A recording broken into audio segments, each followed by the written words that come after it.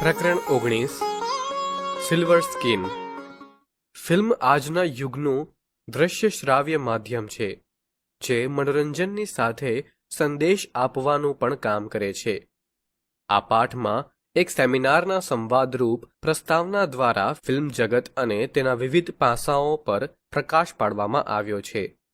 Doctor Basu Sharma જેવા નિષ્ણાંતના માર્ગદર્શનથી film જોવાની કળા વિશે વિદ્યાર્થીઓનું જ્ઞાન વિસ્તરે છે.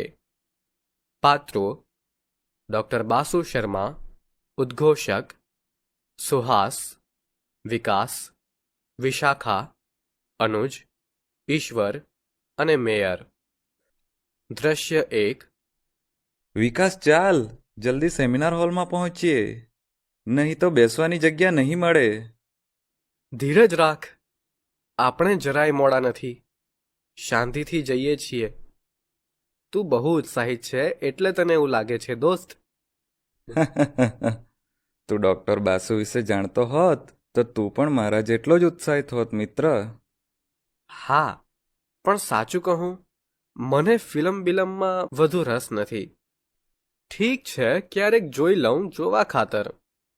આ તો તેં બહુ આગ્રહ કર્યો એટલે તારી સાથે આવું છું, તારા આ ડોક્ટર બાસુને સાંભળવા. સમજ્યો? સારું સારું, ચાલ હવે જલ્દી. અરે ઈશ્વર, તું પણ આવે છે ને? હા યાર, આવી તક જતી કરાતી હશે. ડોક્ટર બાસુ આપણા જેવા વિદ્યાર્થીઓ માટે ખાસ પ્રોગ્રામ કરી રહ્યા હોય ને આપણે ના જઈએ એવું તે કાંઈ ચાલતું હશે? ચાલો ચાલો. લે સુહાસ, તને તો મજબૂત ટેકેદાર મળી ગયો. એવું નથી વિકાસ, ફિલ્મ એક મજબૂત કળા છે યાર. એના વિશે જીવનમાં જાણવું જરૂરી છે. હું ક્યારનોય વિકાસને આ જ સમજાવતો હતો. હવે તમે બંને મિત્રો જ કહી દેશો બધું કે ડોક્ટર બાસુ માટે પણ કંઈક કહેવાનું રહેવા દેશો. વિશાખા, તું પણ આવે છે ને? તને સ્ટોરી લખવાનો શોખ છે ને? તો તારે પણ. સ્ટોરી તો હું લખવાની જ વિકાસ, આજે નહીં તો કાલે. પણ લખતા પહેલા જરૂરી માર્ગદર્શન અને અનુભવ તો મેળવવા પડે ને. એટલે જ આજે બાસુદાને સાંભળવાનો સમય કાઢ્યો છે. અને ખાસ તો આખો સેમિનાર આપણા સૌ માટે હોય તો કેમ ન જઈએ? લો ભાઈ, આ વિશાખા પણ સમય. આપણે તો સાવ નવરા રહ્યા ને. પણ વાંધો નથી, આપણે બેઠા બેઠા સાંભળશું. તું સરખી રીતે સાંભળે તોય ઘણું. ચાલો જલ્દી. દ્રશ્ય 2. સ્થળ: શહેરનું ઓડિટોરિયમ. બધા ઓડિટોરિયમમાં બેઠા છે. ઉદ્ઘોષક: સૌને નમસ્કાર. આજના આ વિશિષ્ટ સેમિનારમાં ઉપસ્થિત વિખ્યાત ફિલ્મકાર ડોક્ટર બાસુ શર્માજી, શહેરના મેયર સાહેબ અને આપ સૌનું ઉષ્માપૂર્ણ સ્વાગત છે. હું આપણા શહેરના મેયર શ્રીને વિનંતી કરું છું કે તેઓ આપણા અતિથિ ડોક્ટર શર્માજીને સ્વામી દયાનંદ સરસ્વતીજી લિખિત સત્યાર્થ પ્રકાશ પુસ્તક આપીને સ્વાગત કરે. ખૂબ ખૂબ આભાર. હવે હું માનનીય મેયર શ્રીને વિનંતી કરું કે તેઓ પ્રાસંગિક વાત કરે. આજે તારીખ 27 માર્ચ વિશ્વ રંગભૂમિ દિવસ નિમિત્તે યોજાયેલ ફિલ્મ સેમિનારમાં છેક મુંબઈથી આપણે આંગણે પધારેલા ડોક્ટર બાસુ શર્માજી અને આપ સૌ શ્રોતાઓ મિત્રો, આપ સૌ જાણો છો એમ ફિલ્મ પણ સાહિત્ય, સંગીત અને ચિત્રકલા જેવું જ સશક્ત કલા માધ્યમ છે. એની દ્રશ્ય શ્રાવ્યતાને કારણે એ પ્રેક્ષકો ઉપર વધારે પ્રભાવ પાડે છે. ફિલ્મ દ્વારા મનોરંજનની સાથે મનોમંથન કરવાની તક પણ મળે છે. આપણા દેશમાં ફિલ્મનો ઉદ્યોગ ખૂબ જ મોટા પ્રમાણમાં વિકસિત થયેલો છે, ખાસ કરીને મુંબઈ અને દક્ષિણ ભારતમાં. હિન્દી ઉપરાંત દેશની અનેક પ્રાદેશિક ભાષાઓમાં ફિલ્મો બને છે. આજે આપણે ત્યાં ડોક્ટર બાસુ શર્માજી પધાર્યા છે, જે આ ક્ષેત્રના નિષ્ણાંત છે. તેઓ સુપ્રસિદ્ધ ફિલ્મકાર, દિગ્દર્શક અને ફિલ્મ વિવેચક પણ છે. બાસુ સરને ફિલ્મ વિશે બોલતા સાંભળવા એ એક લહાવો છે. તમે સૌ નિરાંતે આ ક્ષણોને માણો એવી શુભકામનાઓ. આભાર મેયર સરનો. હવે આપણે સૌ જેમને સાંભળવા ઉત્સુક છીએ એ માનનીય ડોક્ટર બાસુ શર્માજીને વિનંતી કે તેઓ ફિલ્મ કળા વિશે આપણી સાથે સંવાદ કરે. નમસ્કાર. આજે વિશ્વ રંગભૂમિ દિવસે આવા નાના શહેરમાં ફિલ્મ વિશેનો સેમિનાર યોજાય તે ખૂબ ગૌરવની ઘટના છે. ફિલ્મ ભલે સીધી રીતે રંગભૂમિની કળા નથી, છતાંય એમાં રંગભૂમિ આવી જાય છે. ફિલ્મ એટલે જીવનના વિવિધ રંગોની ભૂમિ, એક રંગમંચ છે. મારો પ્રાથમિક પરિચય આપું તો એક જમાનામાં હું અધ્યાપક હતો. મેં સાહિત્ય અને ફિલ્મ કલા વિષય પર પીએચડી કર્યું છે. એ પછી હું ફિલ્મ નિર્માણમાં વ્યસ્ત થયો. મેં અત્યાર સુધીમાં 7 ફિલ્મોનું નિર્માણ કર્યું છે. હાલ મારી 8મી ફિલ્મ જનનાયક બિરસા મુંડાના નિર્માણમાં હું વ્યક્ત છું. ફિલ્મ વિશે હું માત્ર ભાષણ કરું એના કરતાં તમે મને સવાલ પૂછો અને હું તેના ઉત્તર આપું તો એમાંથી તમને સૌને વિશેષ અને વાસ્તવિક જ્ઞાન મળશે. નમસ્તે સર, હું સુહાસ. આપે હમણાં કહ્યું કે આપ અધ્યાપક હતા, તો પછી અધ્યાપન છોડીને આપ ફિલ્મના ક્ષેત્રમાં શા માટે આવ્યા? શિક્ષણ આપવું એ કોઈ પણ શિક્ષક માટે ગૌરવનું કાર્ય છે. રાષ્ટ્ર સેવાનું કામ છે. પરંતુ મને બાળપણથી ફિલ્મો જોવાનો શોખ હતો. શાળા અને કોલેજના સમયમાં નાટકોમાં પણ ભાગ લેતો હતો. એક પાત્રીય અભિનય અને એકાંકીઓ લખીને ભજવતો હતો. અને એ સમયે આર્થિક તંગીને કારણે ફિલ્મ બનાવવી શક્ય નહોતી. પરંતુ જેવો અધ્યાપક બન્યો કે થોડા જ વર્ષોમાં મેં મારા સપનાને પૂર્ણ કરવા ફિલ્મ નિર્માણમાં ઝંપલાવ્યું. અને એક વાત હું એ પણ સ્પષ્ટ કરીશ કે ફિલ્મ પણ શિક્ષણનું જ માધ્યમ છે. શાળા કોલેજમાં એક ક્લાસરૂમમાં વ્યાખ્યાનો દ્વારા શિક્ષણ અપાય છે, જ્યારે ફિલ્મ દ્વારા આખા સમાજને, રાષ્ટ્રને શિક્ષિત કરી શકાય છે. શું ફિલ્મ ક્ષેત્રને વ્યવસાય તરીકે સ્વીકારી શકાય? એમાં કેવી ને કેટલી સંભાવનાઓ રહેલી છે? હા, બિલકુલ સ્વીકારી શકાય. એમાં અનેક સંભાવનાઓ રહેલી છે.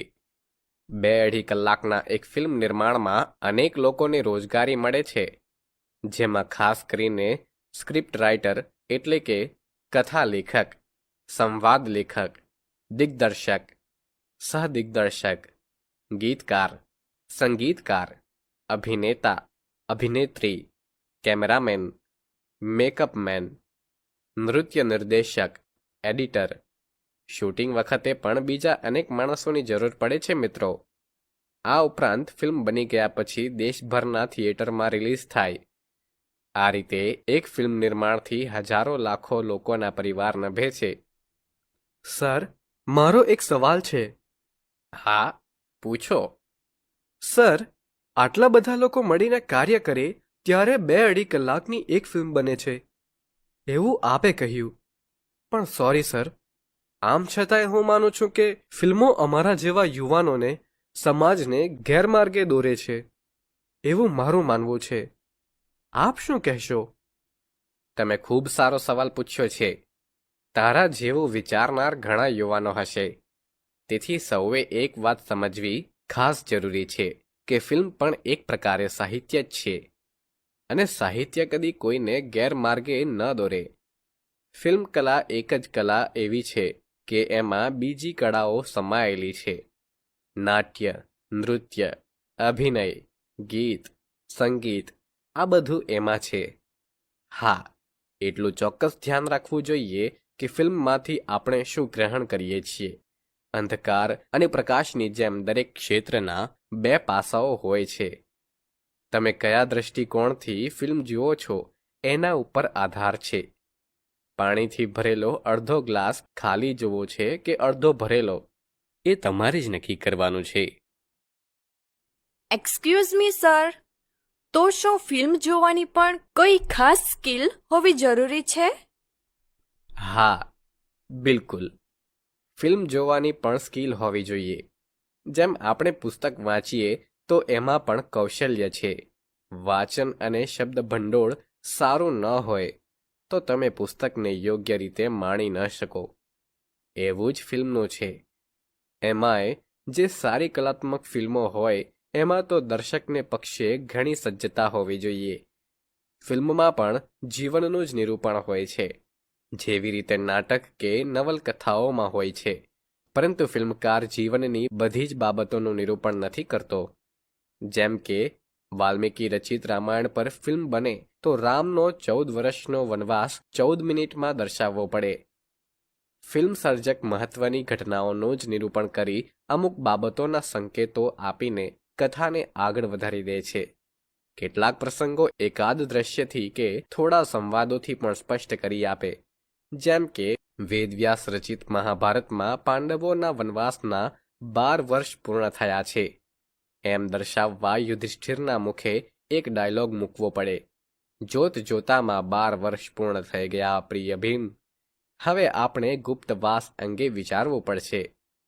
જો દર્શક સજ્જ ન હોય તો ફિલ્મની ગતિ સાથે તાલ ન મિલાવી શકે અને ક્યારેક ગેરસમજ થઈ જતી હોય છે. બહુ જ સરસ સર. બીજી કઈ કઈ બાબતો મહત્વની છે ફિલ્મ જોવામાં? ફિલ્મ એ હવે માત્ર મનોરંજનનું માધ્યમ નથી રહી. તે આંખ અને મગજનું માધ્યમ છે. ફિલ્મ જોવા કરતાં સમજવી વધારે જોઈએ અને આ માટે મનની એકાગ્રતા જરૂરી છે. ફિલ્મના વિવિધ પ્રસંગો અને પાત્રો દ્વારા કથા આગળ વધતી હોય છે. દરેક ઘટનાના ભાવિ સંદર્ભો હોય છે. જો આ બધું ચૂકી જાઓ તો એની કલાનો આનંદ ઓછો પામી શકો છો. ફિલ્મમાં ગીત સંગીતનું પણ એટલું જ મહત્વ છે. ગીતો કથાના પ્રસંગોને, પાત્રોના મનના સુખ દુઃખને સંગીત અને નૃત્ય દ્વારા પ્રગટ કરતા હોય છે. એ સમજવું જરૂરી હોય છે. તો વળી ફિલ્મના પાત્રો પોતાના મનની વાત પ્રકૃતિના વૃક્ષો, પશુ પંખીઓ, વાદળ વરસાદ કે પર્વતો કે પુષ્પોના માધ્યમથી પણ અભિવ્યક્ત કરે છે. આ બધું સમજવા માટે થોડી સજ્જતા હોવી જરૂરી છે. સર, તો પછી આ ફિલ્મ સમજવાની સજ્જતા કેવી રીતે કેળવી શકાય? વાહ, ખૂબ સરસ સવાલ પૂછ્યો. શું નામ છે તારું? ઈશ્વર. સજ્જતા એટલે સમજણ, સભ્યતા અને સંસ્કાર. કોઈ પણ સ્થિતિ પરિસ્થિતિમાં સ્થિર રહીને ચિત્તને એકદમ શાંત રાખવાની કળાને પણ સજ્જતા કહી શકાય. અને એ માટે યોગ્ય ગુરુનું માર્ગદર્શન, આપણા ગ્રંથોનું, ઉત્તમ પુસ્તકોનું વાંચન અને મહાન વ્યક્તિઓના જીવનમાંથી પ્રેરણા લઈને સજ્જતા કેળવી શકાય છે.